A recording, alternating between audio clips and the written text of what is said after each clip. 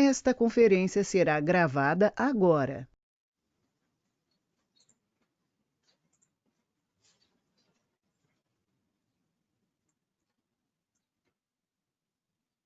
Bom, como eu falei para os irmãos, hoje nós vamos continuar de onde nós paramos na aula passada. Então, estamos estudando o capítulo 15, né, sobre ira, e como eu tinha falado para os irmãos, o autor ele dedicou 2 capítulos a esse assunto.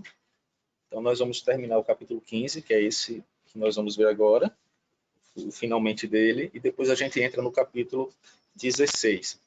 Então, nós vimos no domingo passado, né, a respeito de quatro áreas, né, que o autor ele se dedicou nesse capítulo, a falar sobre a ira legítima, ainda que não seja o propósito específico desse capítulo, nem desse livro falar sobre a ira legítima, mas nos deu uma abordagem interessante a respeito dessa formato, né, dessa tipo de ira. Estão dizendo que o meu áudio está mudo. Vocês estão me ouvindo bem?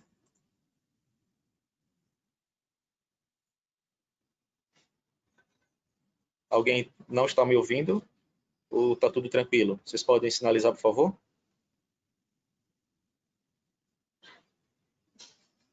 Ok, obrigado, Liliane. Então, pronto, Fanny, dê uma olhadinha aí no seu equipamento para ver se alguma coisa aí, seu áudio pode estar baixo, tá bom? Então, a ira legítima, ela diz respeito, né, como nós vimos na aula passada, a ira justa, né? A ira legítima ou justa é a ira que é contra o pecado, né? A indignação contra o pecado. E nós não entramos em um assunto que é bastante rico, que seria a ira de Deus. Então, em outra oportunidade, a gente pode estudar a respeito disso. Em contrário à ira legítima, nós começamos a ver a ira pecaminosa, ou seja, o contraste, o antagonismo à ira legítima. E é nesse assunto que a gente tem trabalhado. Ou seja, quando a ira se torna pecaminosa. E a Bíblia ela apresenta vários e vários exemplos a respeito dessa situação. Então, ela apresenta justamente o mal que nos faz, né, nos irar. Em seguida, nós vimos, e foi onde nós paramos, aspectos da ira comum, ou seja, no nosso dia a dia, né? Onde a ira tem nos atingido, tem feito com que a gente caia. Né? Então, vimos de uma forma bem simples e direta áreas do nosso dia a dia, relacionamentos, queixas, intrigas, onde a ira ela tem agido de forma que nos faz pecar contra o nosso Senhor e contra o próximo. Então, hoje, nós vamos dar continuidade aqui. Isso foi um slide que eu acabei colocando aqui no meio, só para poder fazer um retrospecto para os irmãos. Então, nós íamos começar, ou estávamos começando, na verdade, o assunto, ou o tópico, melhor dizendo, motivos comuns que demonstram estarmos com ira de Deus. Então, trouxemos pelo menos essas quatro afirmações ou pensamentos que nos fazem levantar nossa voz, os nossos pensamentos contra o Altíssimo. E é sempre importante, como percebam, né? A devocional que nós ouvimos hoje pela manhã trouxe um pouco, nos ajuda um pouco a refletir sobre esse aspecto. Né? Então, são frases que nós dizemos que Deus me decepcionou, Deus está contra mim, Deus está com a ira de mim e Deus me abandonou. Então, nesse contexto que nós estamos hoje de pandemia, não é difícil, né? O coração que está distante de Deus, que não é piedoso, não vive uma vida piedosa, ele facilmente vai falar essas coisas. Ele vai estar balbuciando, seu coração vai estar produzindo, né? Produzindo aquilo que não é bom. E tais pensamentos podem ficar somente em pensamentos, mas podem ser externalizados.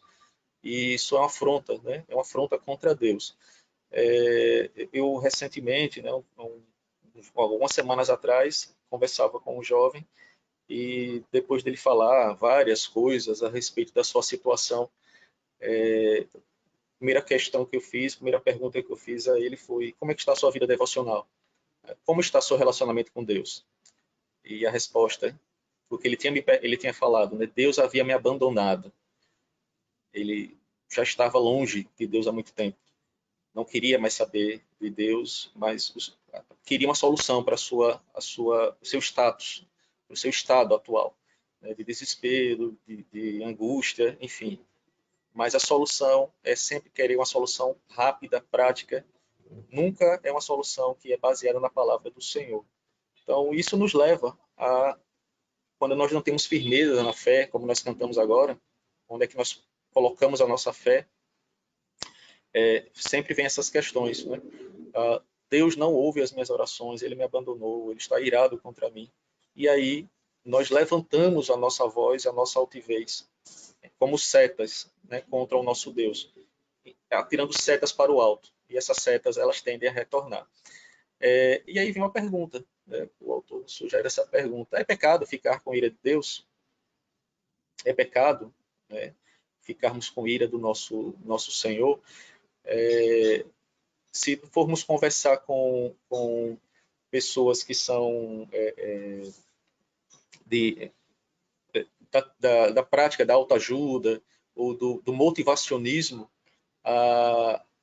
e diante da teologia da liberalidade, né, do materialismo que existe no nosso tempo, não somente agora, né, isso já existe há muito tempo atrás, mas é presente e é visível no nosso tempo.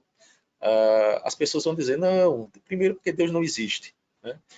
Deus não irá ficar de forma alguma angustiado, ou então com raiva, ou então não haverá nenhum mal se você extravasar, né, o seu momento e direcionar toda a sua raiva, toda a sua ira contra aquele que você acha que é o seu Deus, né?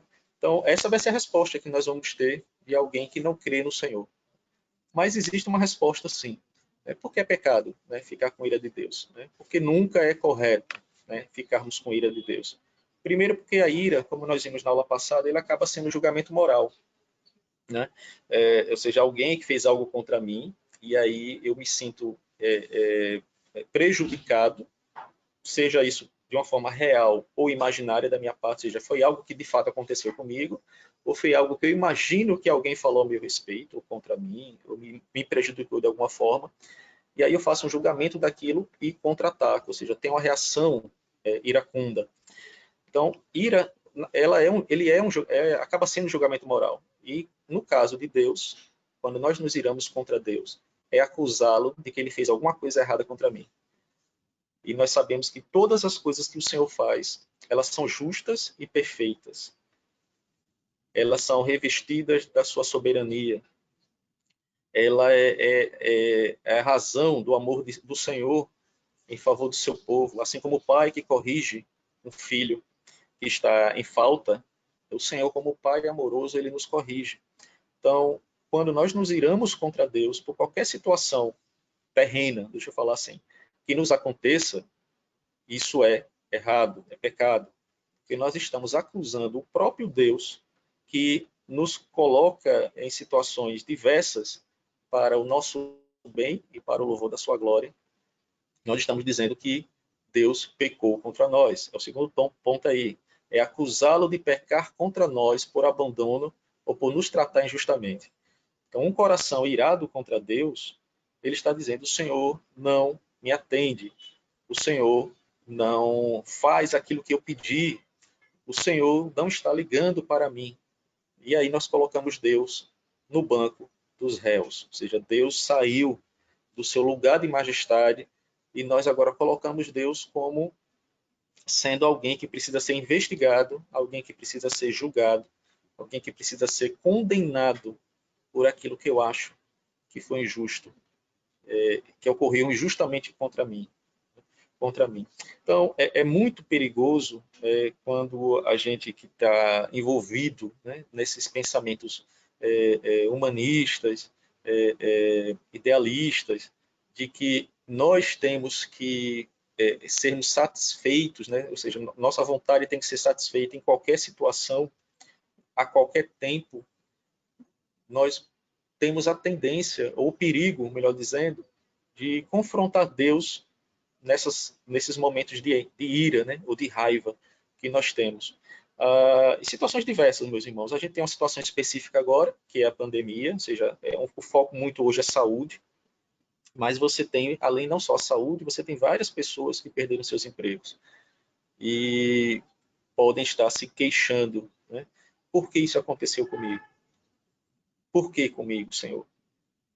Uma coisa é você orar a Deus, pedindo a Deus a orientação, pedindo a Deus o socorro, pedindo a Deus que ele preserve não somente a sua saúde, mas preserve também a manutenção do seu lar.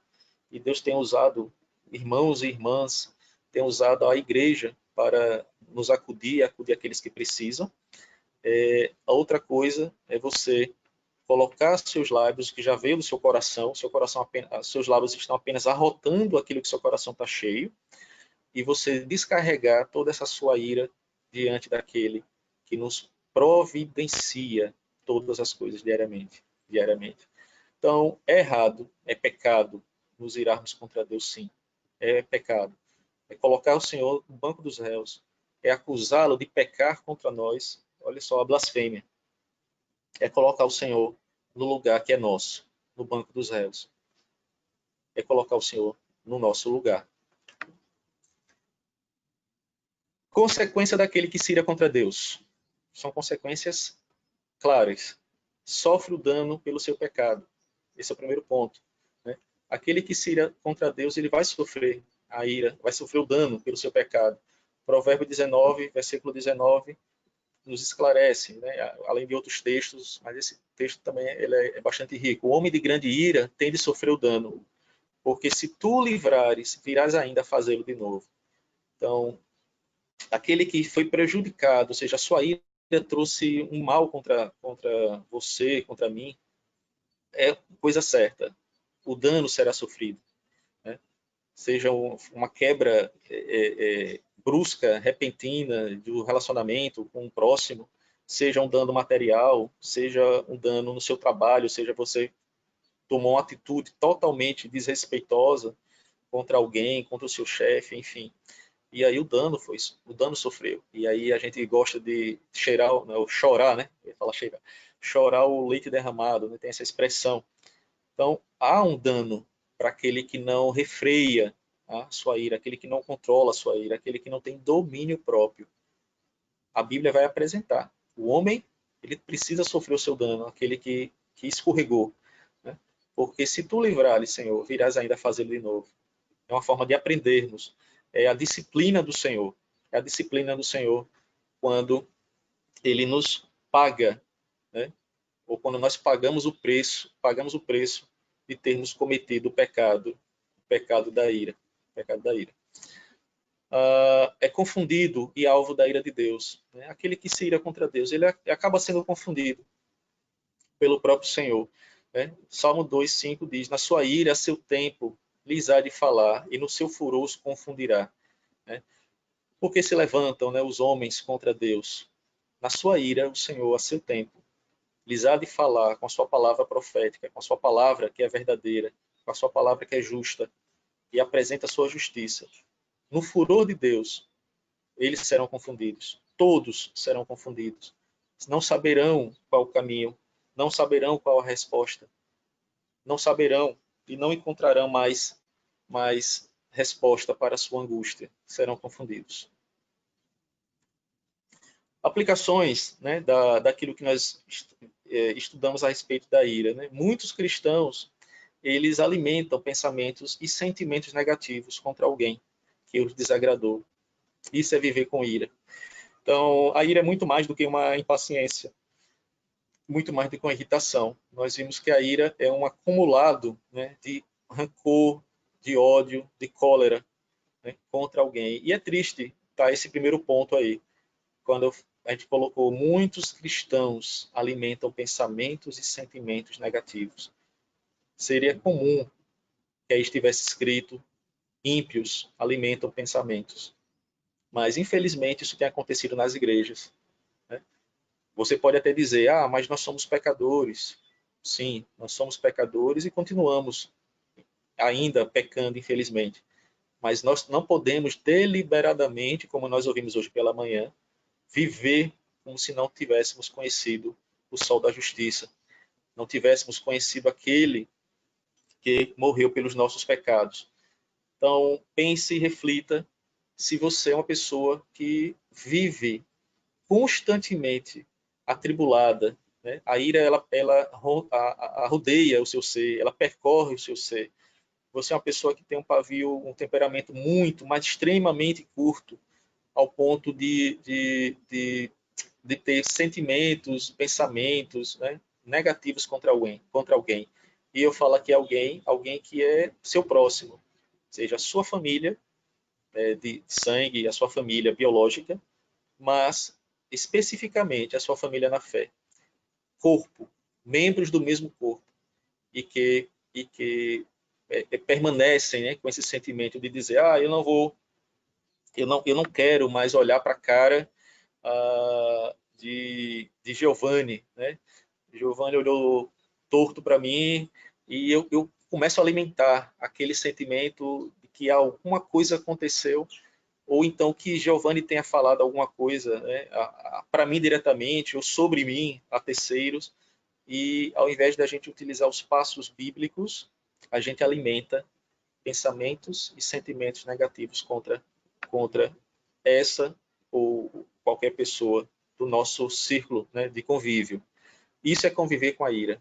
Isso é você ter um barril de pólvora esperando apenas uma fagulha, para que essa fagulha desperte ou traga, né, como na aula passada nós falamos, né, aquele gigante adormecido que é a ira, e ele venha e exploda, né, de uma forma que não somente afete a mim, mas afete também as outras pessoas. Segunda aplicação, né, enfatizam o erro da outra pessoa. Então, as pessoas iradas, elas enfatizam o erro da outra pessoa e justificam as suas próprias ações. Não enxergam o próprio pecado. E dessa forma a ira se torna aceitável.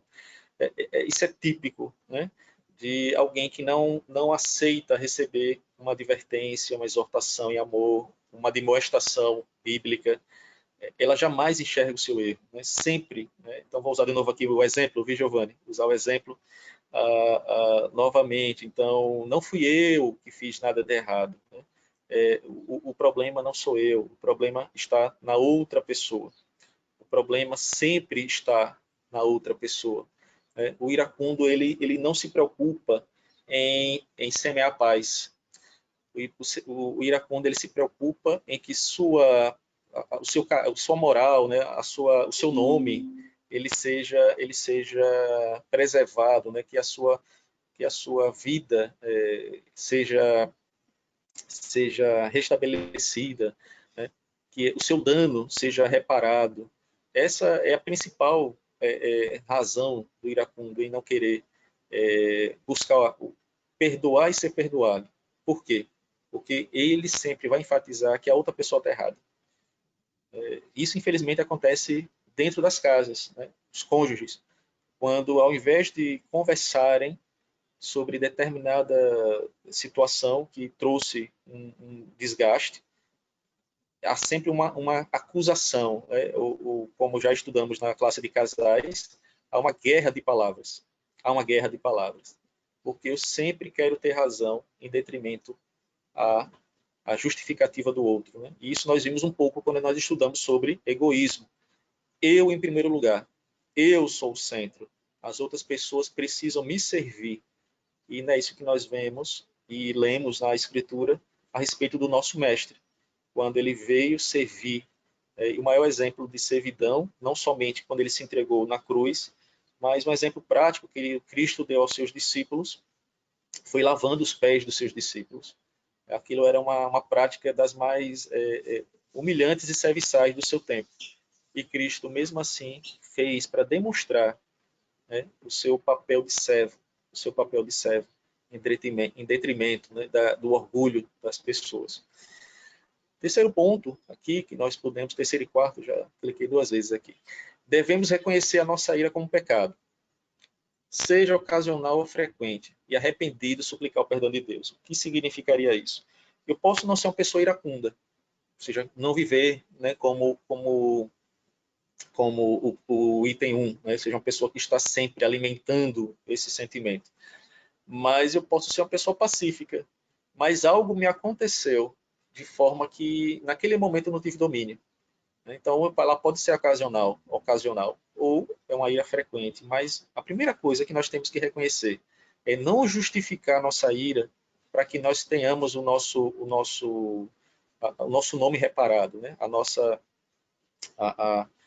O nosso caráter não seja manchado. Mas o primeiro ponto é reconhecer que a ira é pecado. Né? E se ela é pecado, nós devemos confessar a Deus em primeiro lugar e arrependidos pedir perdão a Ele. Esse é fato. Então, como eu falei, a ira ela tende a alimentar ou fazer sobressair o egoísmo da pessoa que se sente afetada, que se sente prejudicada. Em quarto ponto, né, confiança total e absoluta em Deus, pois até mesmo o pecado grave como a ira foi pago pelo sangue de Cristo, com sua morte na cruz.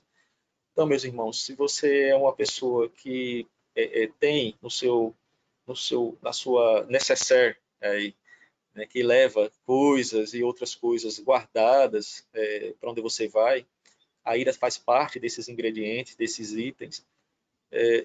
Confie no Senhor, peça a Ele perdão, porque a ira, ela tem sim cura. Então, muitas pessoas dizem, eu sou assim. Isso a gente tem batido muito nessa tecla, né? Eu sou assim, vou permanecer assim, não existe saída para essa minha vida, esse meu estilo de vida, porque eu sou uma pessoa difícil mesmo. Saiba que não há impossível para Deus. E Deus, o sangue de Cristo, ele nos purifica de todo o pecado. Não é de apenas alguns pecados, mas de todos os pecados, inclusive da ira. Então, chegamos ao final, né, desse assunto e nós vamos dar entrada agora no próximo. Esse primeiro capítulo, né, o capítulo 15, ele faz uma abordagem um tanto quanto teórica a respeito da ira e especificamente como foi intenção do autor, trazer esse ponto de esclarecimento, ou seja, a separação entre ira legítima e ira pecaminosa, a dificuldade de convivermos e o perigo de convivermos com a ira comum, e por vezes utilizarmos a ira justa e legítima como sendo uma desculpa para sairmos irados e metralhando todo mundo com a nossa ira. Vimos também que isso é uma porta aberta para o pecado, para a quebra do sexto mandamento. Eu esqueci de comentar isso na introdução. Quando a carta de Tiago fala, né, aquele que odeia a seu irmão, ele é assassino. Veja como é pesada a palavra do Senhor, e é direta. Então, a ira não é um pecado bonito, não é um pecado, assim como os demais, claro, mas ele é horrendo, né? Por vezes, as pessoas elas se exaltam ou acham bonito por terem um temperamento forte, porque sabem se afirmar diante de uma situação. Isso requer, né, ser bruto, ser ignorante, ser soberbo e altivo, mas a Bíblia vai dizer justamente o contrário. Né? Precisamos ter amor e humildade, precisamos ser como Cristo foi e nos livrar, né, nos livrar desse mal. O autor também coloca como a ira como sendo uma raiz profunda, que é difícil de arrancar. Então, não é por força nossa, mas somente pela ação e força do Espírito Santo de Deus. Por isso que precisamos confiar totalmente, absolutamente em Deus. Né? Que Ele há de nos ajudar, né? Há de ajudá-lo, há de me ajudar a combater esse mal que pode estar na porta, né? Presente na vida, pode estar nos arrodeando a qualquer momento e a todo instante. E então, o assunto de hoje, né, depois dessa introdução, vai ser sobre ervas daninhas da ira. Né? Ou seja, o que a ira produz? Né? O que a ira quando ela é alimentada, né, como aquele primeiro item lá das aplicações. Quando a ira ela é alimentada, o que é que ela produz? Boa coisa não é. Então, o autor utiliza esse termo ervas daninhas, né? Quem gosta de campo, quem é agricultor, ou então quem gosta de cultivar um jardim em casa, ou até mesmo um pedacinho da sua terra ali, do seu apartamento, e coloca algumas plantas, sabe como é difícil lidar com ervas daninhas, né? Com essas plantas que surgem e fazem tanto mal, né? Então, hoje, o que é que nós vamos ver aqui nesse momento? Resultados de longo prazo causados pela ira. Então, o autor ele coloca as ervas daninhas, é o título que ele sugere, como sendo pecados que são resultados de longo prazo causados pela ira. Ou seja, à medida que nós alimentamos e damos margem à ira, pecados acontecem, pecados surgem. E nós vamos ver aqui que muitos deles nós nos identificamos, infelizmente. Muitos. Como lidar com a ira antes que ela produza ervas daninhas? É o nosso segundo tópico aqui, de uma forma bem geral, genérica, são esses dois pontos que nós vamos trabalhar. Então, pecados que são resultados de longo prazo e como lidar com a ira antes que ela produza, né, esse mal no nosso coração. No nosso coração. Então, algumas informações complementares sobre a ira. Então, eu penso que eu já tenho falado muita coisa, mas aqui foi uma introdução da lição que eu já tinha preparado. Então, muitos cristãos, eles toleram e aceitam a ira como parte da sua vida. Por isso que ele está no rol de pecados aceitáveis, ou seja, muitos cristãos, eles toleram e aceitam, né, isso, por motivos que eu já falei. Segundo ponto, a ira guardada no coração, além de ser pecado, é espiritualmente perigosa. Então, ela persistindo no nosso ser, ou seja, grudada no nosso ser, ela é espiritualmente perigosíssima. Perigosíssima. Ela faz com que uma vida de santidade ela desça a ladeira abaixo. Ela é super perigosa e a gente não tem dado tanta atenção a esse sentimento tão ruim. A ira nunca é estática. Ela sempre produzirá algo nocivo. Ou seja, na aula passada nós vimos que a ira ela é despertada por alguns pecados que nós já vimos aqui, né? Deixa eu relembrar rapidamente. A nossa ira ela pode ser despertada pelo nosso pecado do orgulho.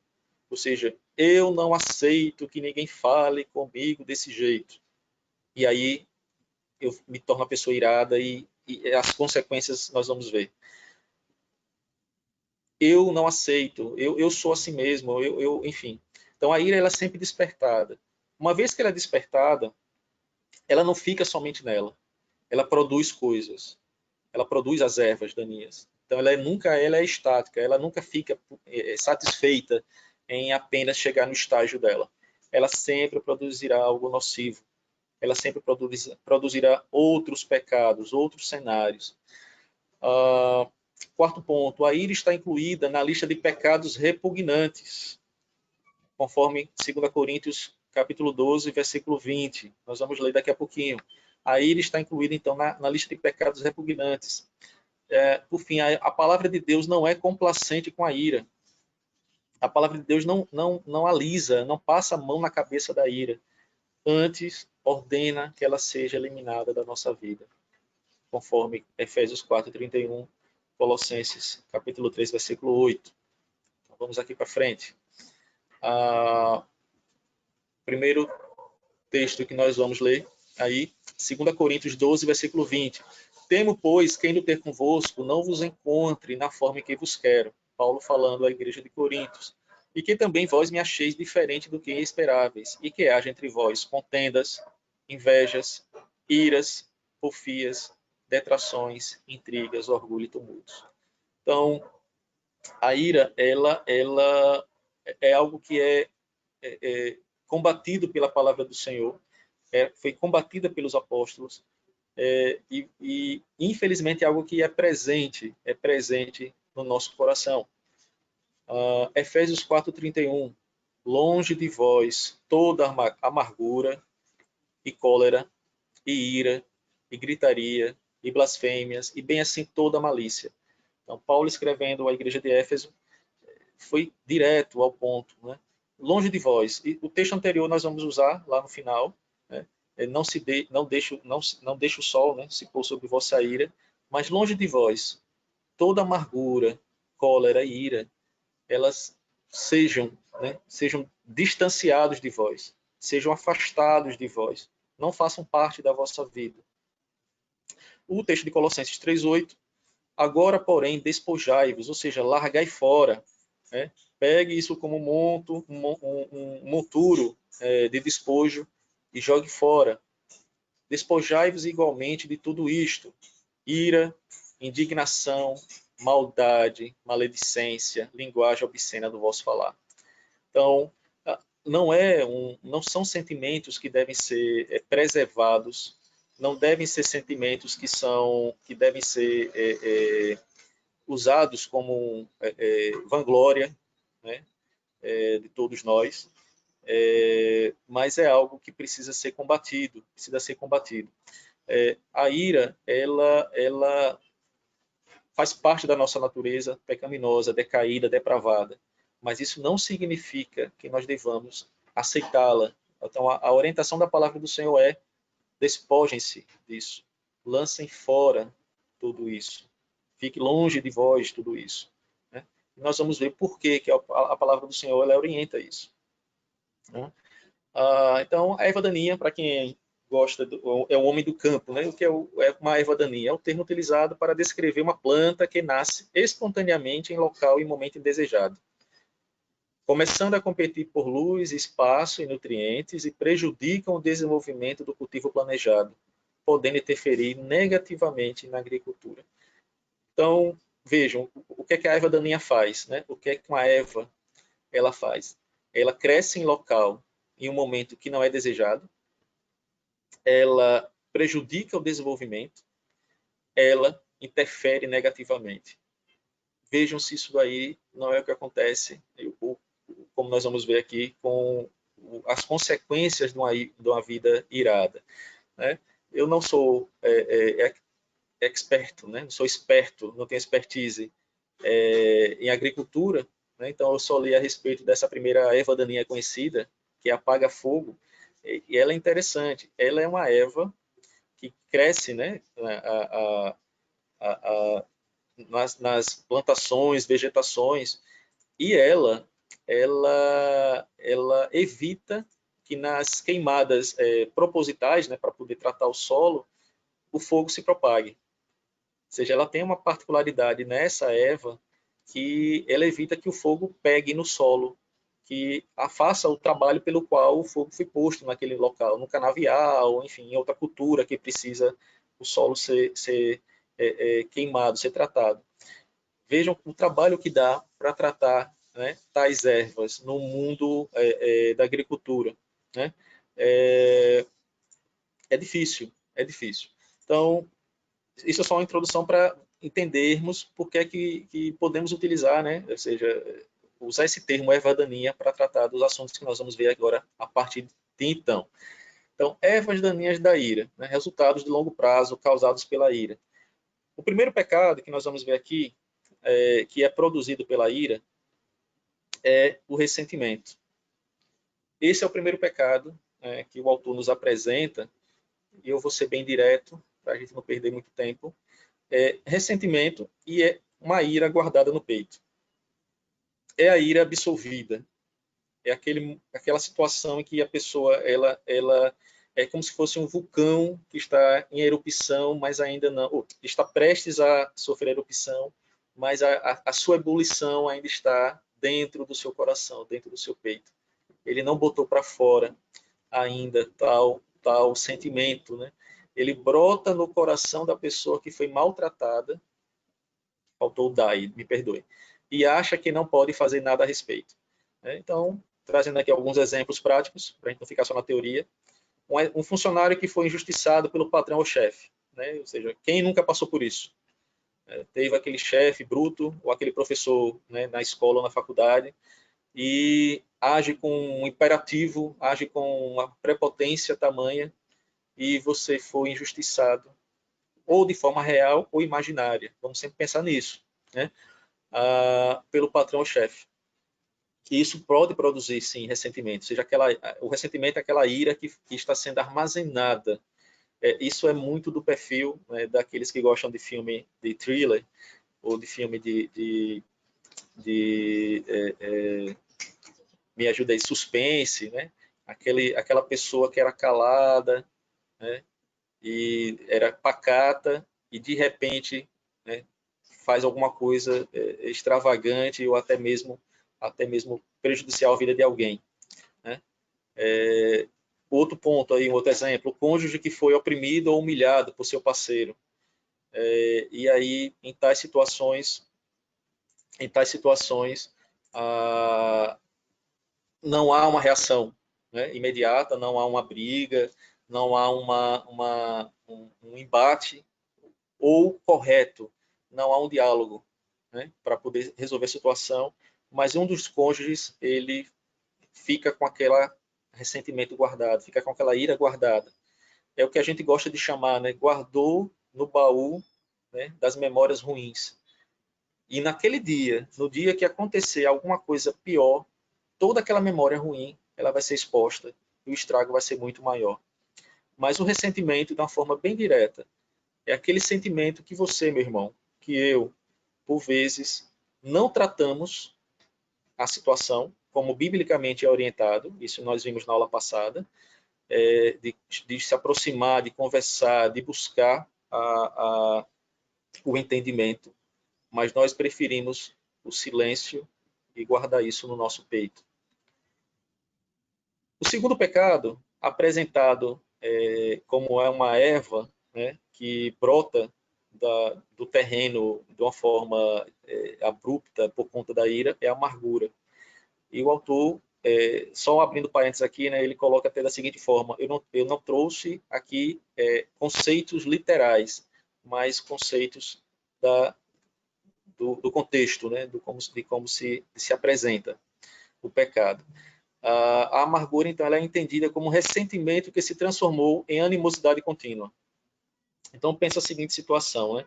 Eu fico recebendo sempre do meu chefe aquela queixa, aquela ignorância, aquela brutalidade, ou até mesmo algo que eu deveria fazer por ser um funcionário relapso, e, ou seja, uma falta que é imaginária na minha cabeça, ou seja, eu que estou errado, não ele, mas enfim.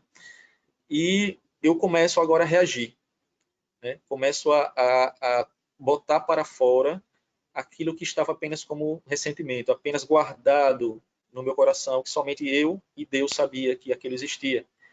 Então, a amargura, ela começa a se transformar em uma animosidade contínua. Então, diferentemente do ressentimento, que pode se esvair com o tempo, ou seja, o tempo, como gostam de falar, o tempo cura todas as coisas. A amargura é sinal de crescimento da ira.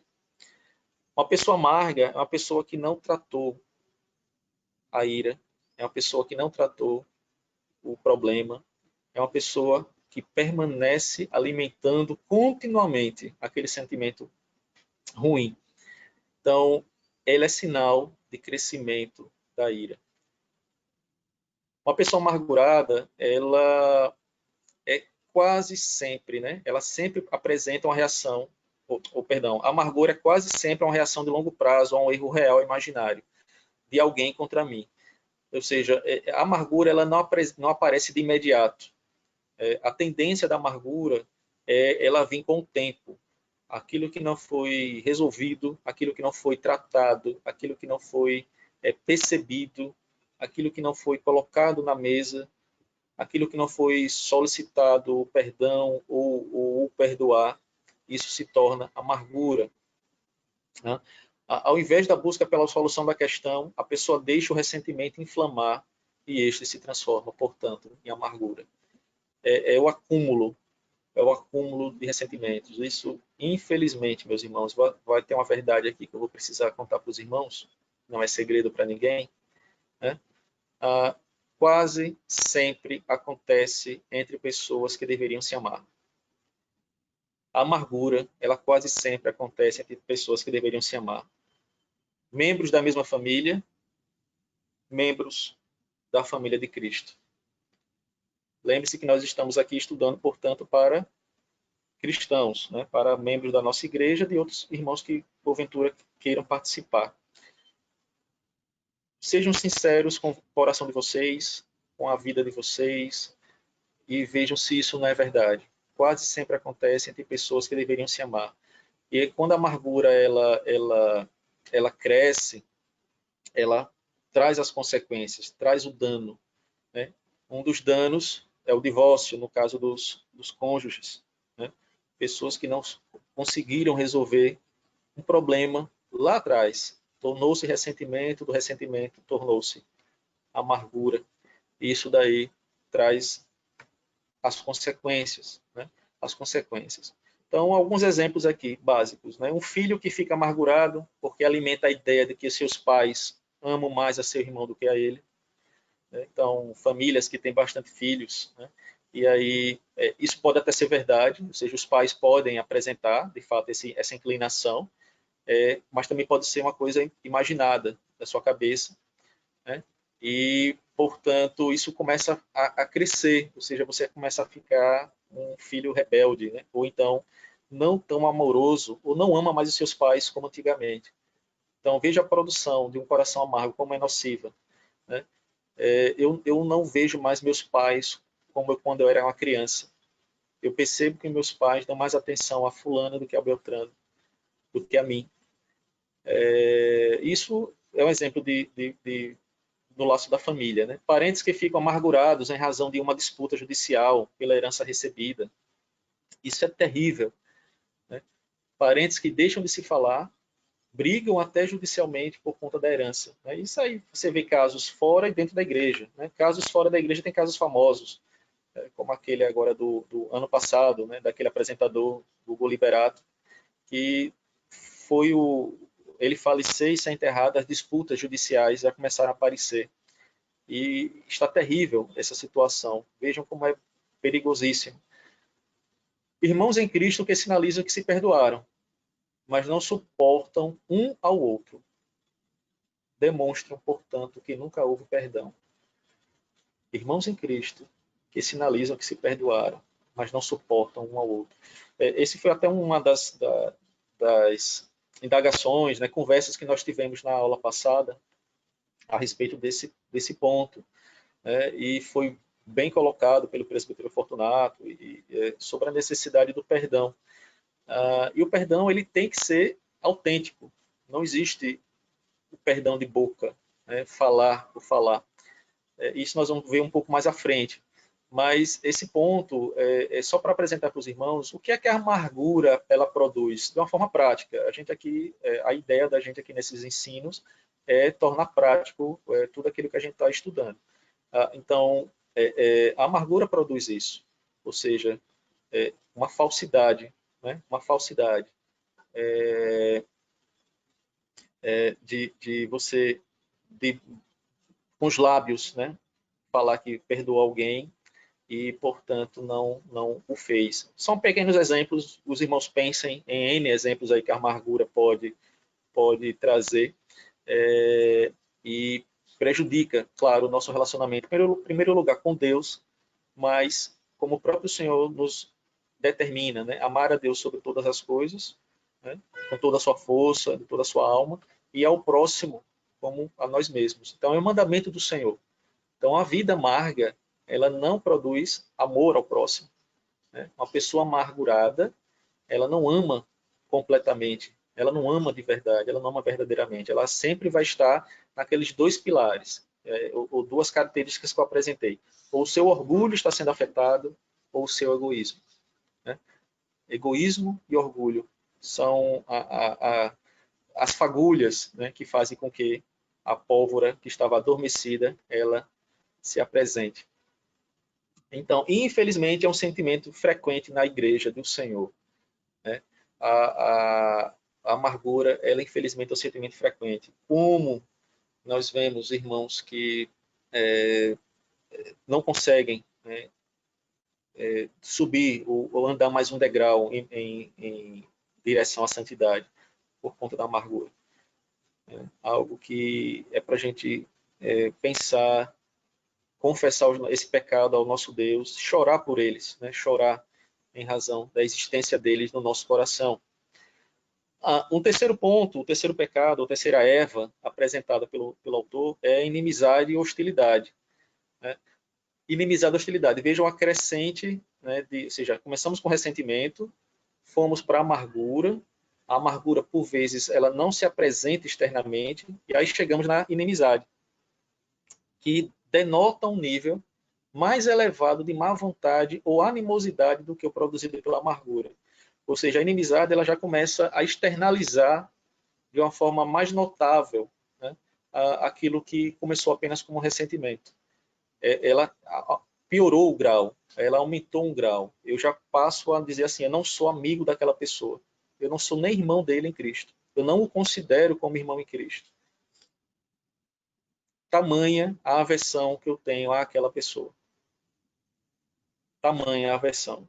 Então, ao contrário da amargura, que pode até certo ponto ela ser silente, ou seja, ela ser tratada ou apenas sentida por mim, né?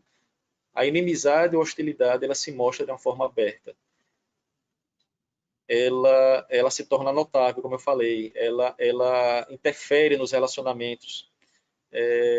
Isso mesmo, meus irmãos. Eu estou lendo aqui o comentário dos irmãos, de Fanny, de Grace, de Filemon, me perdoe, mas é porque eu só estou querendo ser pontual aqui no tempo, mas eu não quero, depois eu vou ler o comentário aqui dos irmãos, tá bom? Então, ao contrário da amargura, ela que pode ser silente, como eu expliquei, a inimizade ela não consegue ser silente. Ela se mostra, então é visível quando a pessoa não gosta da outra, é visível quando há enfrentamentos, e é outro ponto que nós vamos ver, outro pecado, e isso produz um mal dentro da igreja, né? Produz um péssimo testemunho. Né?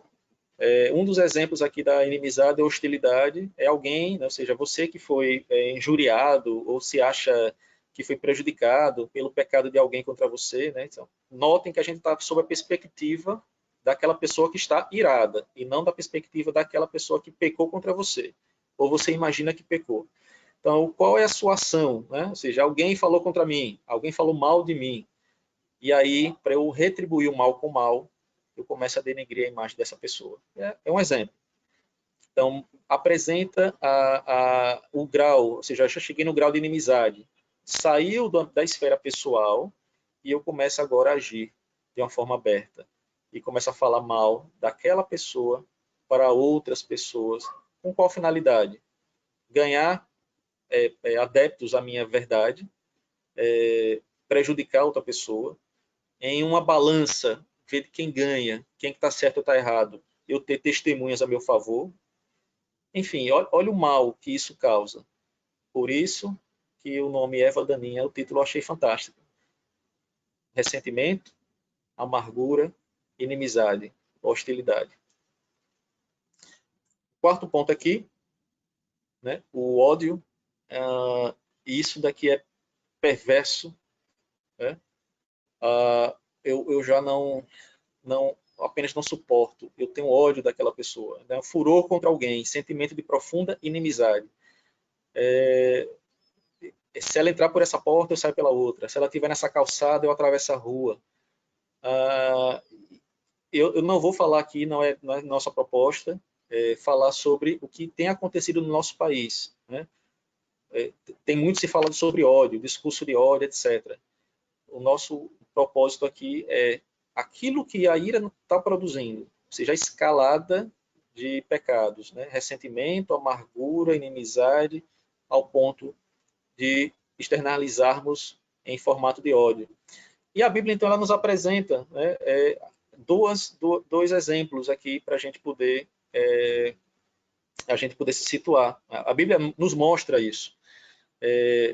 Porque vocês podem até pensar, eu também, eu não conheço ninguém que tenha esse ódio contra alguém da igreja, eu não conheço ninguém no meio em que eu vivo e que convivo, graças a Deus por isso. Mas a Bíblia vai apresentar, né, dois exemplos. O primeiro é Esaú, que passou a odiar Jacó, planejou matá-lo. Então, diz a palavra do Senhor, né, em Gênesis 27, versículos 34 e versículo 41. Como ouvisse Esaú tais palavras de seu pai, bradou com profundo amargor e lhe disse: abençoa-me também a mim, meu pai. Então, aquele episódio em que Jacó ele usurpou o direito de primogenitura do seu irmão Esaú. E quando Esaú se apercebeu do que havia ocorrido, seu pai no leito, já para morrer, ele foi pedir a bênção ao seu pai, e seu pai disse que não poderia mais dar a bênção a ele, porque ele já tinha dado a bênção da primogenitura para o seu irmão, e disfarçado de Esaú recebeu essa bênção. Nos diz a Escritura que ele bradou com profundo amargor. O seu estágio de amargura foi imenso. E no versículo 41 diz: passou Esaú a odiar a Jacó por causa da bênção, com que seu pai o tinha abençoado. E disse consigo: bem próximos os dias de luto por meu pai. Então ele aguardou o período de luto. Então, o seu coração intentou: mataria Jacó, meu irmão. O ódio era tamanho de Esaú por Jacó, que ele intentou no seu coração assassiná-lo. E nós já vimos isso, que como Cristo, ele clareou para a gente, né, o sexto mandamento: não matarás. O fato de Esaú já ter planejado isso no seu coração já foi uma quebra do mandamento do Senhor. Ele intentou matar o seu irmão. E quantas vezes a gente não chega assim: eu tenho vontade de esganar aquela criatura pelo mal que ele me fez, pelos impropérios que ele me disse, pelas as calúnias que têm sido ditas a meu respeito. Não foi bem assim a conversa, a história não foi bem assim, não foi isso que eu disse, o que eu falei foi assim, assim, assim, eu posso até provar que não foi bem assim.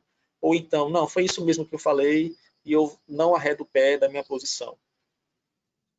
E essa produção, esse acúmulo, essa bola de neve, ela saiu do ressentimento e chegou até o estágio de ódio.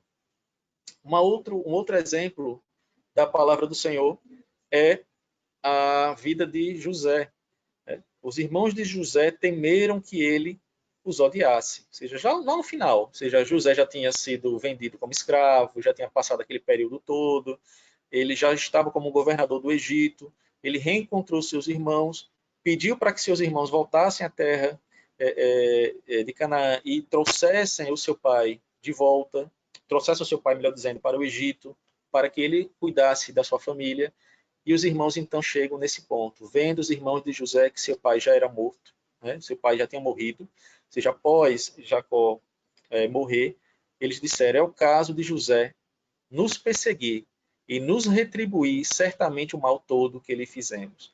Então eles temeram que José os odiasse pelo mal que eles tinham feito a seu irmão, porque o seu pai havia morrido, era um elo entre eles, e então eles tiveram esse receio que José os odiasse, e então fizesse qualquer mal contra eles. Outro exemplo, a esposa de Herodes, Herodias, ela odiava João Batista de toda a sua alma, né? E Herodias o odiava, querendo matá-lo e não podia. Mas aí, na festa de aniversário de Herodes, ela cumpriu, né, o seu desejo, né, quando sua filha dançou para os convidados da festa. Herodes então perguntou o que é que ela gostaria de ganhar como prêmio, e ela então perguntou à sua mãe: o que é que queres? Aí a Herodias falou: eu quero a cabeça de João Batista. E Herodes então concedeu, né, esse desejo. Mas a Bíblia vai mostrar que Herodias odiava. Por que odiava? Porque João Batista pregava contra a infidelidade de Herodes, por ter casado com Herodias, a esposa do seu irmão Filipe. Ele pregava contra o adultério, e Herodias então ela não aceitava isso e odiava. Ou seja, o ódio, a ira, o ódio, a amargura, tudo junto cresceu ao ponto de desejar a morte de um homem de Deus, do homem de Deus. O outro pecado apresentado aqui pelo o livro é o pecado da discórdia. Então, esse pecado aqui, ele não é necessariamente apenas perceptível, né, em uma pessoa, ou seja, é um pecado que é cometido em grupo, é um conflito visível, confusão entre grupos ou facções, mas ele surge de toda o crescimento exponencial do ressentimento até o ódio, por assim dizer. O autor ele coloca nesse contexto, ele não trata ele como um pecado sutil, né, ou encoberto, porque ele já chega no ápice, ou seja, aquilo que era um ressentimento começou a criar um terreno, preparar um terreno para que facções, grupos surgissem no meio da igreja, e aí brigas, rixas e discussões, ao ponto de haver então a ruptura entre irmãos em Cristo. Vejam o mal da ira. Né? Então, eu não passei por esse mal que aconteceu, falando da nossa comunidade, mas já passamos, né? A nossa igreja já passou por vários momentos ruins, tristes na história. Algumas igrejas hoje, irmãs, foram fruto, né, de situações tristes, mas Deus é soberano e sabe de todas as coisas. Mas o nosso coração, ou seja, a mazela que ficou à época e que em alguns corações ela permanece, ela é ruim, ela é triste porque traz essa ruptura do corpo de Cristo. É como se arrancasse um dedo da mão. Né? Então, o autor traz esse exemplo, ou seja, como é que nasce, né? Ou como é que pode ser produzido esse ponto de discórdia. Né? Cristãos que se acham perfeitos e na sua maneira de pensar e agir, a culpa é sempre dos outros, contribuindo com suas atitudes ou palavras furiosas para a discórdia, Então, sempre vai partir, meus irmãos, orgulho e egoísmo. Despertam a ira não tratada gera o ressentimento, a amargura, a inimizade, a hostilidade, o ódio, a discórdia. Então, os irmãos depois podem pensar em outros pecados que podem ser associados à ira, ou à ira não tratada, e depois podem compartilhar. Né? Eu trouxe aqui os pecados que o autor fez questão de apresentar para nós hoje. E então, a pergunta que fica, como então lidar com a ira antes que ela produza ervas nocivas? Né? Como podemos... a ira bateu à minha porta. Eu percebo que eu estou sendo provado, né, a exercitar o domínio próprio. Como então lidar com a ira antes que ela produza essas ervas? Primeiro ponto, são 3 pontos que são bem importantes, mas o primeiro ponto é considerar a soberania de Deus em todas as circunstâncias. Parece ser um antídoto, né, ou algo a ser tratado de uma forma genérica, mas nós vamos perceber que não. O primeiro ponto é, crer na soberania de Deus é a primeira defesa contra a tentação de permitir que a ira domine nossos pensamentos e emoções. Como seria isso? Né? Nós temos que entender que todas as coisas que nos acontecem, seja agora nesse momento de pandemia, seja nas situações do nosso cotidiano, seja no nosso relacionamento com os nossos entes queridos em família, seja no relacionamento com os nossos irmãos da igreja, que são várias cabeças, né? Mas nós temos um único cabeça que é Cristo. Nosso primeiro ponto é crer que Deus é soberano sobre toda e qualquer situação que ocorre. E dessa forma, a gente vai começar a entender que se Deus permitiu que aquilo acontecesse na minha vida, tem um propósito. Isso é fundamental para a gente entender. Por que é que Deus está me fazendo passar por isso? E aí, Gênesis 45, versículo 8, na mesma história de José, quando os irmãos foram... José, melhor dizendo, ele se apresentou para os irmãos, e os irmãos, então, temem que também José fizesse algum mal e pedem, né, desculpa, perdão, enfim. José, então, ele responde de uma forma bem bíblica. Não fostes vós que me enviastes para cá, e sim Deus, que me pôs por pai de Faraó, e senhor de toda a sua casa, e como governador em toda a terra do Egito. É claro que José, você pode pensar, né? Mas José está falando isso porque ele já é governador, está com a vida altamente estável, né? É o segundo homem do Egito. Mas não é bem assim. Se você for olhar a história de José, você vai ver por onde ele passou, né?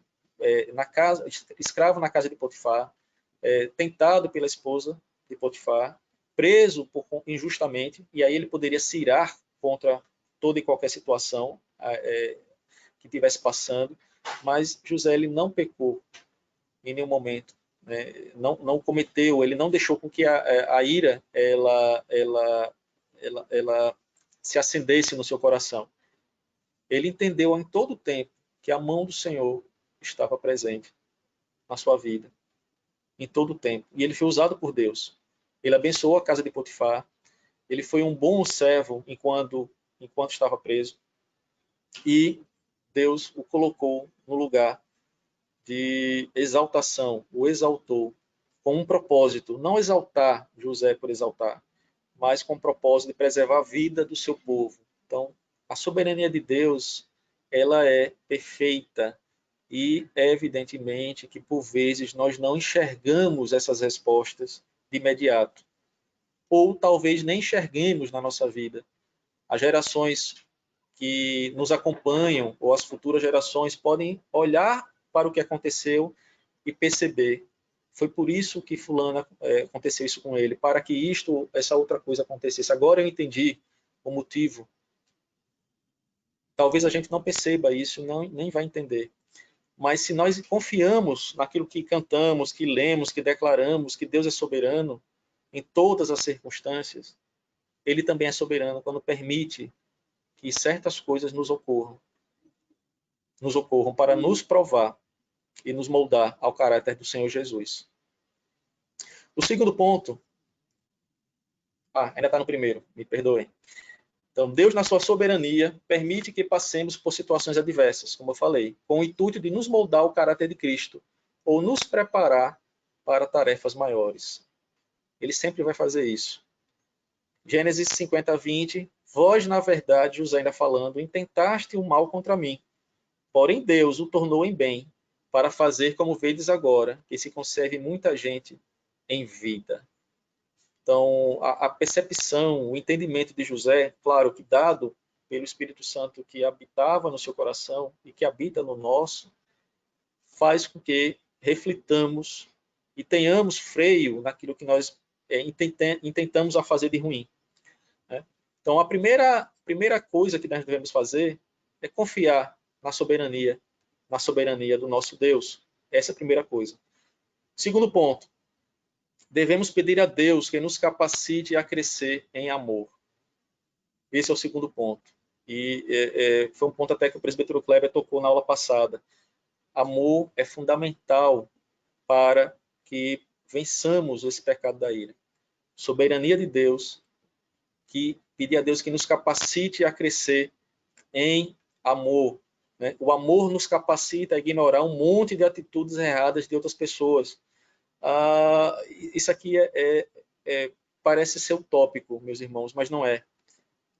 É somente pela graça de Deus que o amor verdadeiro nos capacita a ignorar um monte de atitudes. Não é um amor aqui juvenil, o amor confundido com paixão, que por vezes nós nos desiludimos, ele acaba. E o amor de Deus, ele nos capacita a ignorar um monte de atitudes erradas contra nós, de outras pessoas contra nós. O amor que ignora as ofensas não aparece do nada. Ele é obra do Espírito Santo. Então não é um amor, como eu falei, que por vezes nós confundimos, né, com o amor do homem e da mulher, né, o amor do pai pelo filho, do filho pelo pai. Mas o amor de Deus, que ignora as ofensas, que ignora um monte de atitudes erradas, ele não é um amor que vem do nosso coração, é um amor que é obra do Espírito.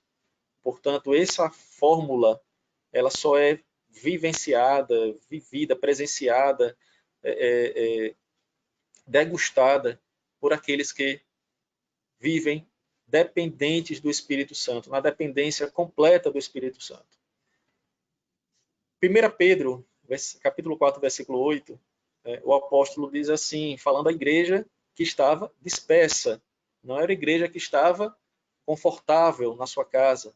É uma igreja de pessoas dispersas pelo mundo da sua época. Acima de tudo, porém, tende amor intenso uns para com os outros, porque o amor cobre multidão de pecados. É a palavra de Deus que está dizendo, não somos nós, não é o autor né, do livro que estamos estudando. Mas a palavra do Senhor, ela nos dá a fórmula, nos dá o antídoto para tratar o terreno do nosso coração, o terreno fértil do nosso coração, antes que as ervas comecem a surgir. A Bíblia ela não nos engana que o nosso coração pode chegar a se irar. Tanto é que ela apresenta exemplos bíblicos a respeito disso. Mas ela também apresenta motivos e formas de podermos tratar antes que esse despertar da ira venha produzir maus frutos, maus frutos. Então, o amor, ele é essencial, ele é fundamental. O amor, portanto, ele não se enfurece. O amor, ele ama profundamente aquele que nos ofendeu. E aí nós temos um texto que é clássico, né, da palavra do Senhor, que é 1 Coríntios 13. Não vamos ler todo, mas uma parte dele vai dizer que o amor é paciente, ele é benigno, o amor não arde em ciúmes, não se ufana, não se soberbece, não se conduz inconvenientemente, não procura os seus interesses, não se exaspera, não se ressente do mal, não se alegra com a injustiça, mas regozija-se com a verdade. Tudo sofre, tudo crê, tudo espera, tudo suporta.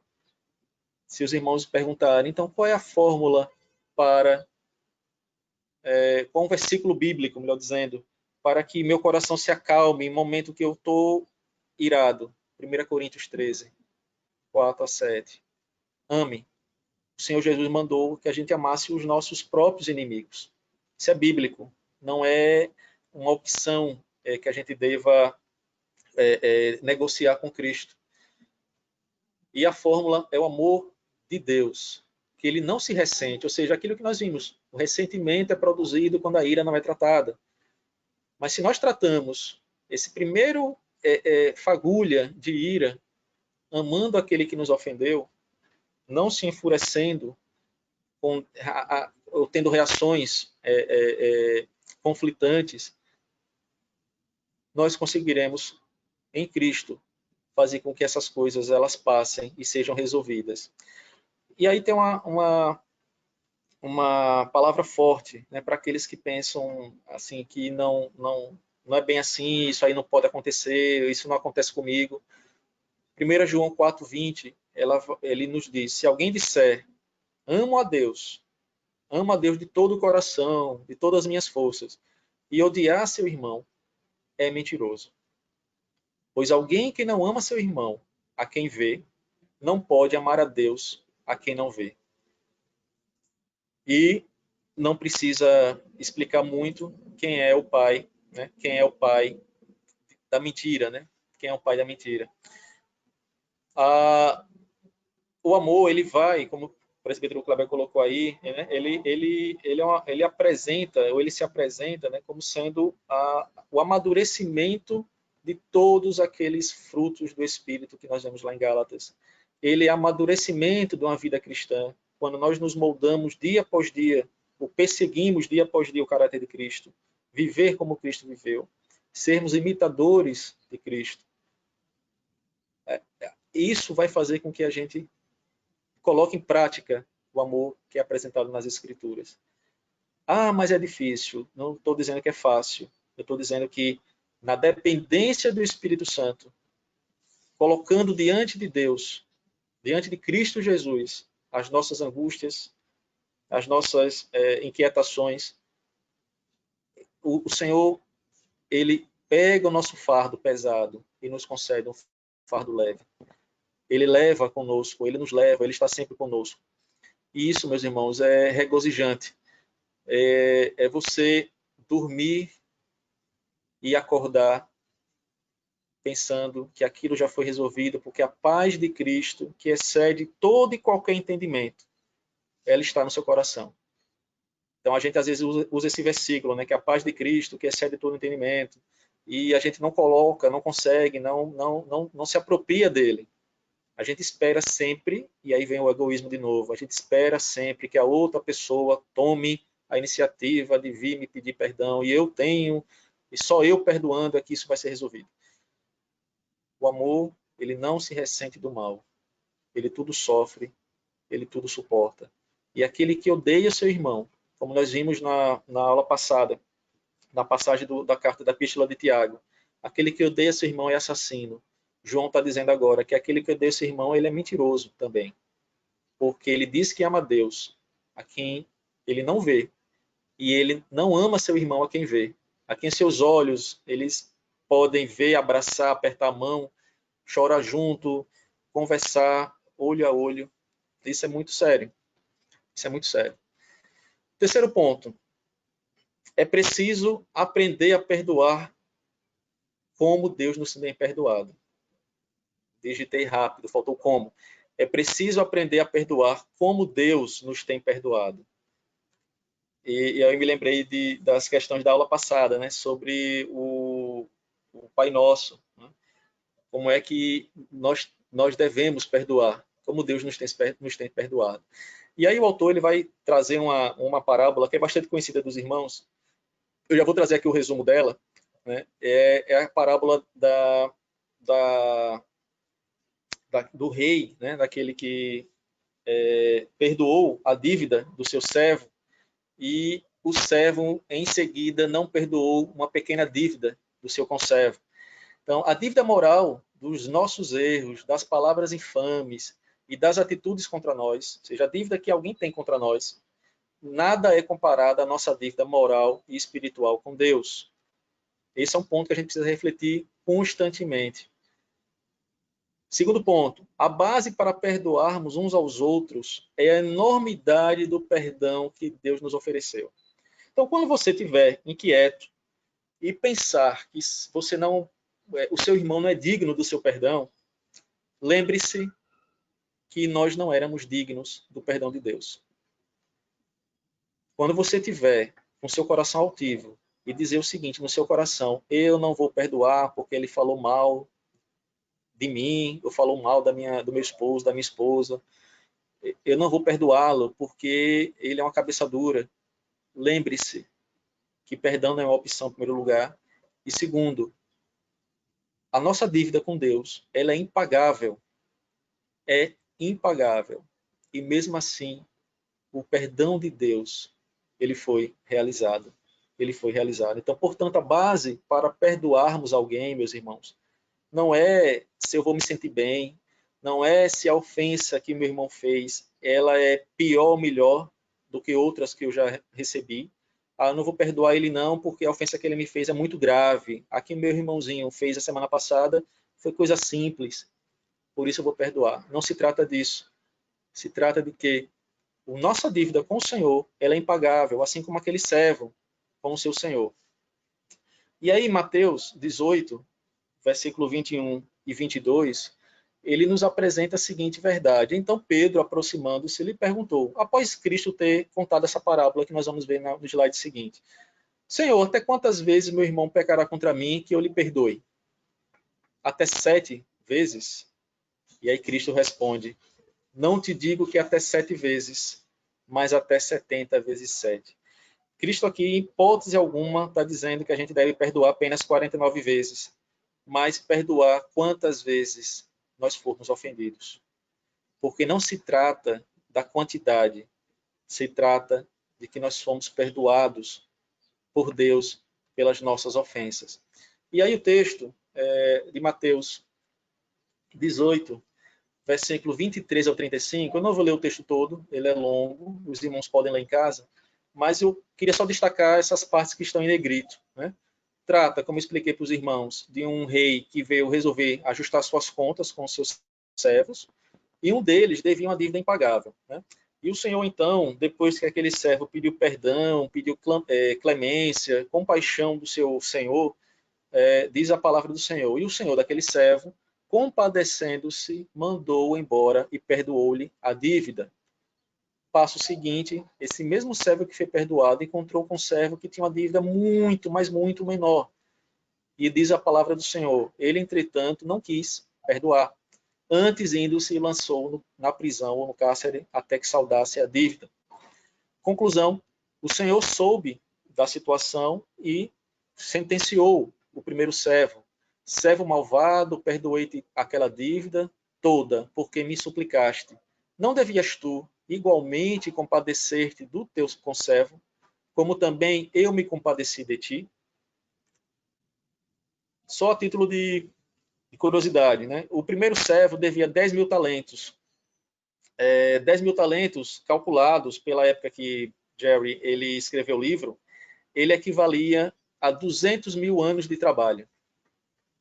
Né? 10 mil talentos seria em torno de 6 a 8 bilhões de dólares, e se fosse moeda, ou a 200 mil anos de trabalho, ou seja, impagável. Não havia como a pessoa, no tempo de Cristo, no tempo da parábola que foi contada, conseguir pagar nem por tempo de serviço e nem por moeda.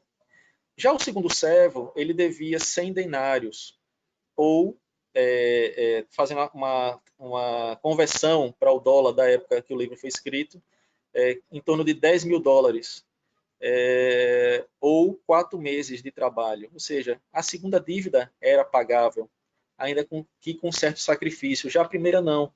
Então, essa parábola ela vai apresentar justamente o cenário que Deus, contado por Cristo, onde nós nos encontramos. Nós somos o primeiro servo. E nós tivemos a nossa dívida impagável, paga.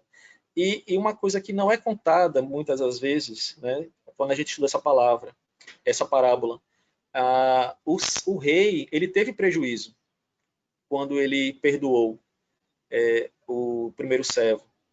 Qual foi o prejuízo dele? Ele perdeu, se fosse fazer em quantias, ele perdeu os seus 10 mil talentos, ou a conversão para dólar, os seus 6 bilhões de dólares. Ele deixou de receber, ele perdeu. Né? Então, assim como nosso Senhor, ele perdeu, ele pagou com a vida do nosso Cristo, com a vida do seu Filho. Então, quando você tiver questões ainda animosas no seu coração para declarar que não vai perdoar alguém, tente trabalhar 200 mil anos de trabalho. Tente pagar sua dívida com Deus com os seus 10 mil talentos. E você então vai ver que você não é digno de perdão. Mas por compaixão, por amor, que a gente não entende esse amor de Deus, ele nos perdoou e pagou a nossa dívida com um preço muito maior do que 10 mil talentos. Pagou com a vida do seu Filho, Jesus Cristo. Portanto, meus irmãos, o estrago que nossos pecados causam à glória de Deus não é determinado pela severidade do erro, mas pelo valor da glória do Senhor. Então, quando nós pecamos, nós não pode ser um pecado pequeno, pode ser um pecado grande, pode ser qualquer coisa. Feriu a lei de Deus, transgrediu a lei de Deus, não é o grau, mas é o valor da glória do Senhor que está sendo prejudicado. Então, quando nós nos tornamos péssimas testemunhas do Evangelho, nós estamos denegrindo, diminuindo o valor da glória do Senhor. Então, a pessoa iracunda, ela não só afeta a sua vida, ela, com essas produções de pecados conseguintes, ela fere, ela diminui, ela é um péssimo testemunho para a sociedade e para a igreja. E ela desmerece, ou ela diminui, né, a glória do Senhor, a glória do Senhor. Isso mesmo, meu irmão. Nós não temos como pagar a nossa dívida. Então, Deus pagou a nossa dívida com um alto preço ao nos perdoar. Então, Deus pagou um alto preço. E o custo dessa dívida paga foi a morte de Jesus Cristo.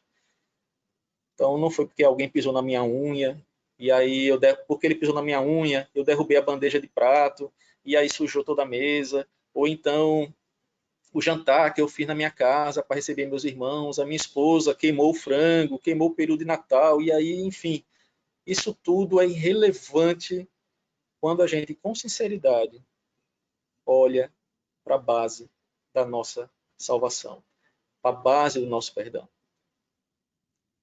A morte de Cristo, a morte de Jesus. Então, vamos deixar de animosidades infundadas, ou até aquelas que vocês podem dizer, não, mas ele afirmou que fez isso de propósito. Nós temos os passos bíblicos para tratar essas coisas. Nós sabemos quais são os passos bíblicos. O que nós não queremos é colocá-los em prática. Essa é a verdade. Deus fez isso para que fôssemos perdoados da enorme dívida espiritual que tínhamos com Ele. Esse é um fato. Então, a nossa dívida é impagável. O próprio Deus resolveu rasgar a nossa promissória, a nossa nota promissória. Se não reconhecermos o que somos devedores de 10 mil talentos a Deus, continuaremos lutando em perdoar aqueles que nos despertaram a ira com apenas 100 talentos. Coloque-se sempre, lembre-se sempre de Mateus 18. Lembre-se sempre da parábola contada por Cristo. Quando você intentar em não perdoar alguém, veja e perceba se você é merecedor de fato do perdão de Deus. Porque se você for sincero, se eu for sincero com o meu coração, eu vou reconhecer que eu não sou digno do perdão do Senhor. E mesmo assim, Ele resolveu nos perdoar em Cristo Jesus. Aplicações finais, para a gente concluir, então, essas lições sobre a ira. A ira deve ser arrancada pela raiz, senão se transformará em ressentimento, amargura, inimizade, ódio, hostilidade e vingança. Ela deve ser arrancada, assim como a erva daninha, que o agricultor ele cuida da sua terra com bastante zelo e sai retirando essas ervas, assim como a dona de casa que tem seu jardim cultivado na porta de sua casa e não gosta quando vê aquelas plantas que são intrusas, elas surgem no meio da sua plantação. As ervas, elas devem ser, esses pecados, eles devem ser arrancados. A ira não deve perdurar, não deve permanecer no nosso coração, meus irmãos. É muito triste quando a gente percebe e vê como uma série, né? Se você perceber, uma plantação e as ervas, elas surgindo, elas maculam aquela plantação que era para ser belíssima. Né? E é difícil tratar, porque o agricultor vai ter que jogar o agrotóxico, ou ele então ele vai ter que chegar e arrancar tudo, não somente a erva daninha, mas também a planta que ele tinha cultivado com tanto zelo. E ela faz transparecer o que é de ruim no nosso coração e diminui a existência dos frutos do Espírito. Segundo ponto,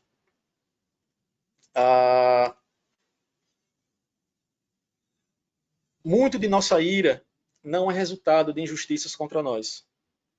E eu tenho sempre falado isso.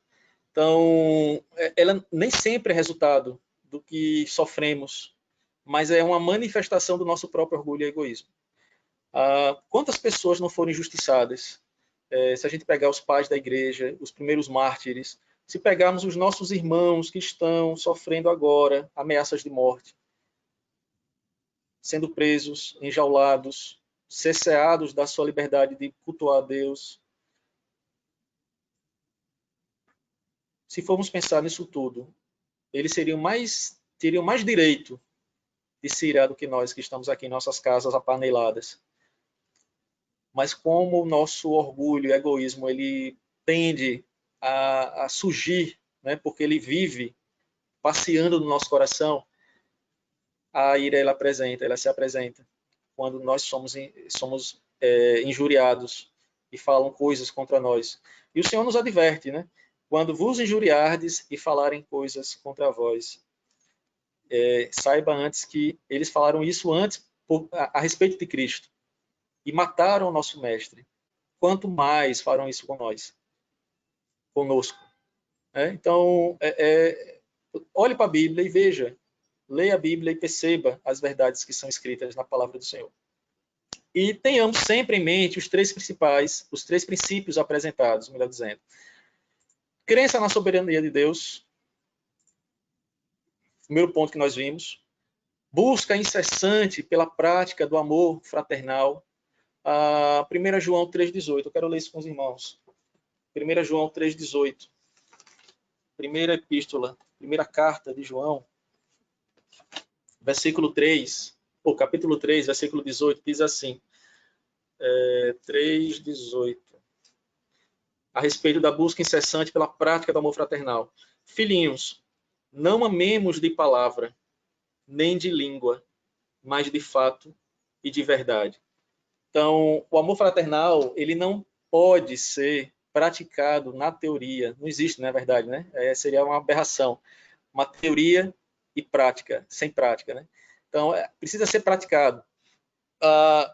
Eu aconselho os irmãos a lerem a primeira epístola, a primeira carta de João. É muito importante a praticidade, a advertência que João faz à igreja, mas também como ele busca que isso seja praticado por aqueles irmãos. E por fim, exercer a prática do perdão, pois Deus nos perdoou por alto preço. Então, se nós tivermos em mente, pelo menos esses 3 princípios apresentados, os irmãos podem ter outros. Eu sempre utilizo esse versículo bíblico, eu oro a Deus incessantemente, isso deve ser uma prática constante, mas são 3 partes interessantes e muito pertinentes. Crer que Deus é soberano e tudo que Deus faz não é sem propósito. Tudo que Deus permite que nos ocorra é, em primeiro lugar, para nos fazer crescer e amadurecer na palavra e na fé, e sermos mais parecidos com Cristo, termos o caráter de Cristo. O amor fraternal é fundamental porque nós não podemos amar a Deus e não amarmos ao nosso irmão. Não existe isso. Não é bíblico. Não é bíblico. E exercer o perdão bíblico. Exercer o perdão bíblico. Por quê? Por qual razão? Porque Deus nos perdoou por alto preço. Por alto preço. Não foi com ouro nem prata, mas foi com o precioso sangue de Cristo que ele nos comprou para a sua infinita glória e para o seu reino de amor. Eu queria recomendar para os irmãos esse vídeo. Ele é muito interessante. É um documentário da Missão Portas Abertas. É uma jornada de perdão. Eu penso que alguns irmãos já assistiram. Eu recomendo que os irmãos assistam com a sua família. Não assista sozinho. Se puder assistir com a esposa, com os filhos, assistam. Eu não vou fazer nenhum spoiler aqui, mas demonstra que nós estamos muito, mas muito, muito longe de abrirmos a nossa boca e dizer eu sei perdoar, ou então eu não vou perdoar. Entre N histórias, é uma história que precisa ser vista e revista por cristãos contemporâneos como nós.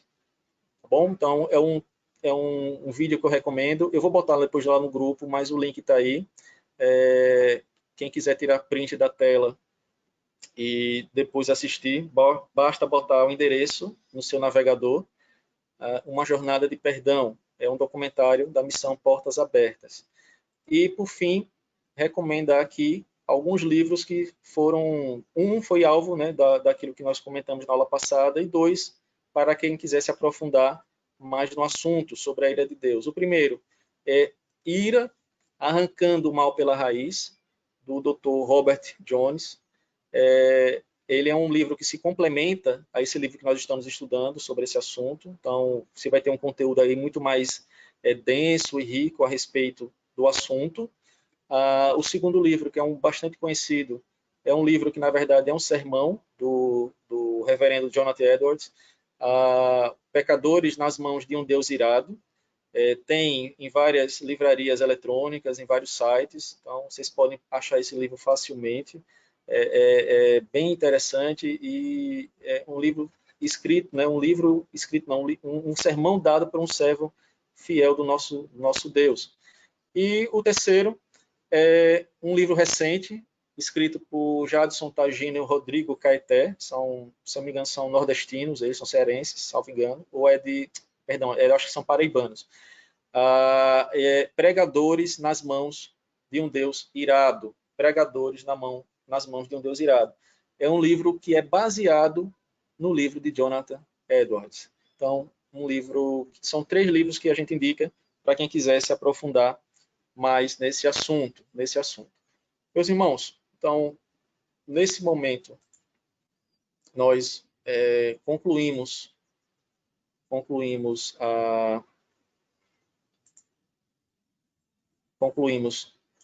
o capítulo 15 e o 16, né, acerca da ira e das ervas, né, produzidas pela ira, ou seja, as ervas daninhas, ou seja, pecados que a ira se não tratada, produz no nosso coração, né? Então, é importante que a gente veja e perceba se ele é um pecado que nos rodeia, não é constantemente visto ou percebido se ele estiver no estágio inicial, ou seja, de ressentimento, de amargura, mas é um pecado que tende a macular.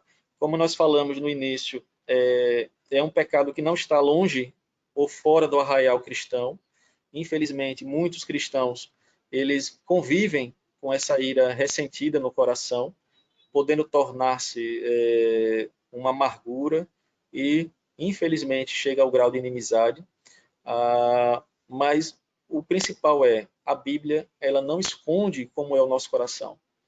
Ela não nos oculta, né, aquilo pelo qual nós passamos, mas graças ao nosso Deus, ela apresenta sim os antídotos, apresenta as saídas, e a primeira e mais importante é viver uma vida piedosa, né, em amor, na dependência do Espírito Santo e enxergando a sua palavra. Como eu falei introdutoriamente, você vai ter, né, hoje nós temos vários autores seculares que vão com seus livros de autoajuda colocar N e N situações.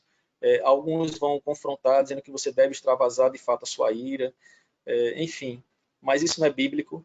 O bíblico é tratar a ira, perdoar aquele que lhe ofendeu, tratar a situação para que ela não se repita, amar como o Senhor Jesus nos amou, que é o amor que está descrito na palavra do Senhor, sem reservas, sem mentiras, ou seja, não ser de fachada.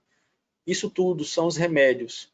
Essa é a fórmula para que a gente tenha um coração sadio e sarado e preparado, né, blindado para poder, assim que tentar despertar esse sentimento ruim no nosso coração, ele ser abafado de imediato. Porque senão, como disse o presbítero Kleber, a ira ela abafa o amor. Ela faz com que os sentimentos mais belos e bíblicos eles sejam descaracterizados, eles sejam, portanto, não vistos na igreja, na noiva de Cristo. Que o Senhor nos abençoe e possa, né, ele nos abençoe com essas lições que nós estamos estudando e que ele nos ajude a colocar tudo isso que nós temos visto em prática.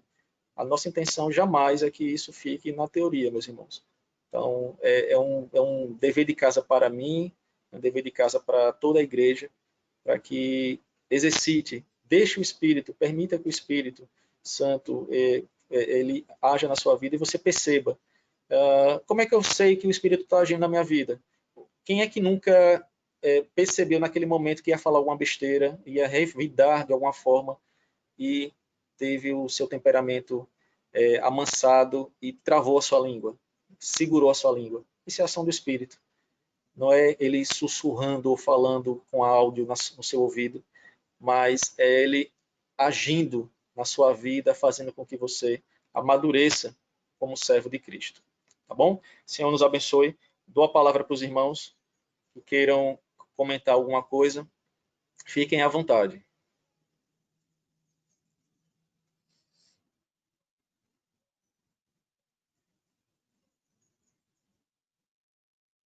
Presbítero Kleber, quiser ficar à vontade, o senhor contribuiu aqui também.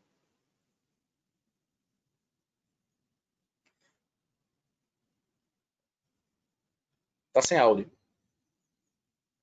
Está sem áudio. Pode. Pronto, isso. Agora.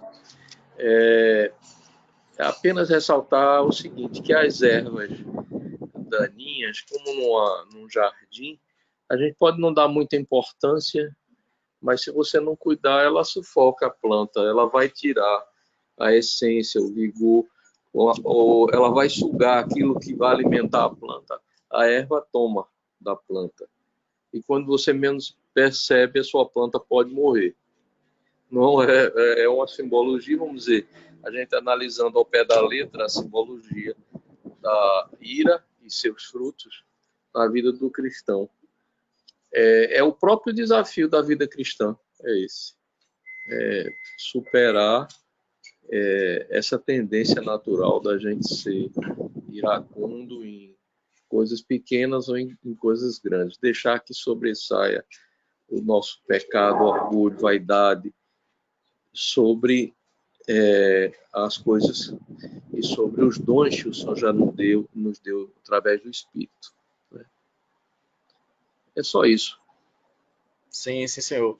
Mas foi como o senhor colocou, a Fanny também colocou aqui no chat.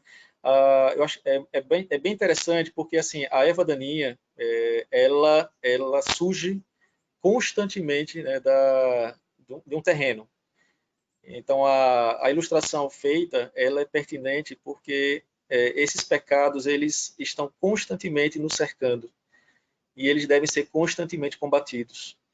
E o bom combate do cristão não se dá pelas armas que nós temos, as armas dos homens, mas pela palavra de Deus.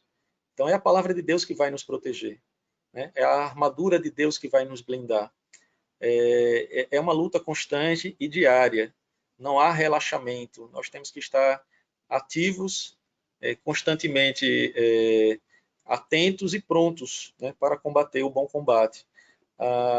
Outra coisa que foi comentada aqui no chat, em relação ao perdão, né? Foi comentado no domingo passado, eu agradeci demais a participação nesse ponto, porque o perdão, ele não é algo que a gente deva se demorar para tratar, ou seja, para interagir, para buscar a solução, né? E o verdadeiro perdão, ele joga toda a mágoa fora. Ele não guarda ressentimento nem amargura. Então, uma vez que uma pessoa perdoa, ela tem que esquecer de fato, ou não foi assim que o Senhor fez conosco. O Senhor nos perdoou de forma completa.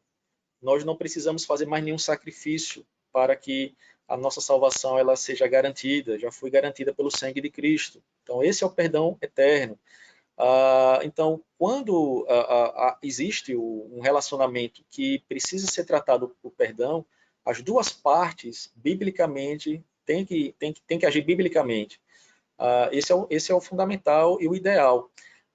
Evidentemente que você pode ter uma situação em que você busca ou quer buscar reconciliação e a outra pessoa ela permanece dura, ou como a Bíblia fala de dura cerviz, coração inquebrável.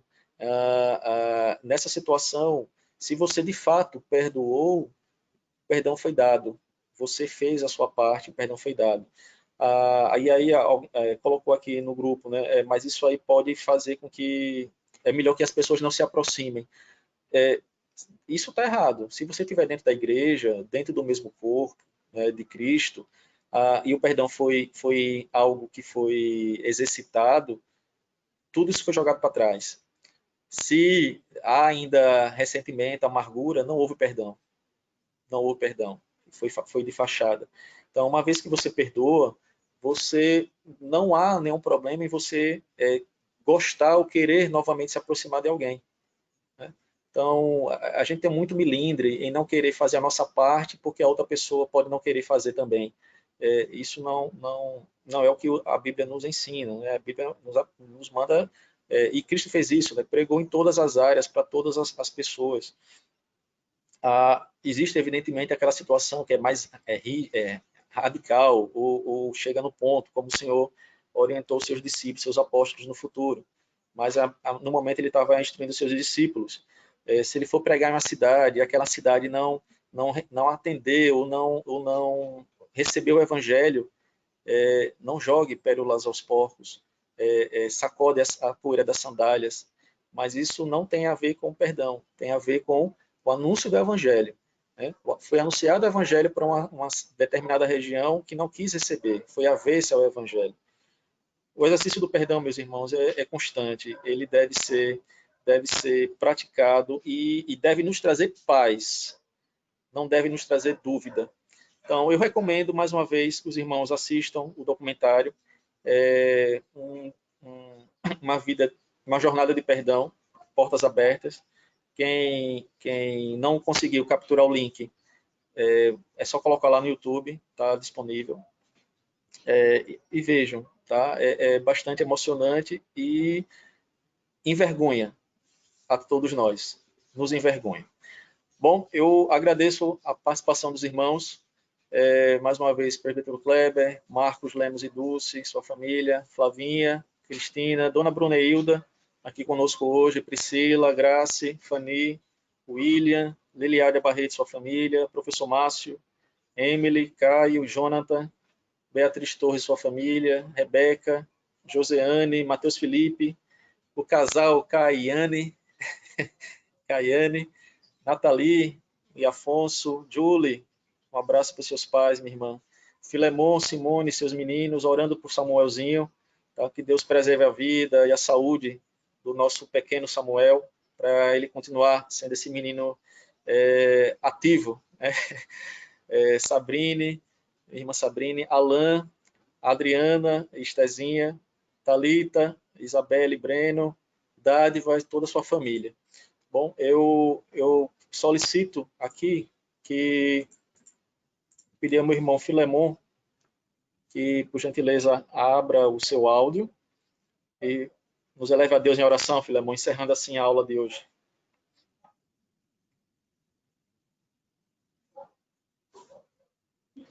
Está ouvindo? Está me ouvindo? Sim, estamos sim, irmão. Pode orar.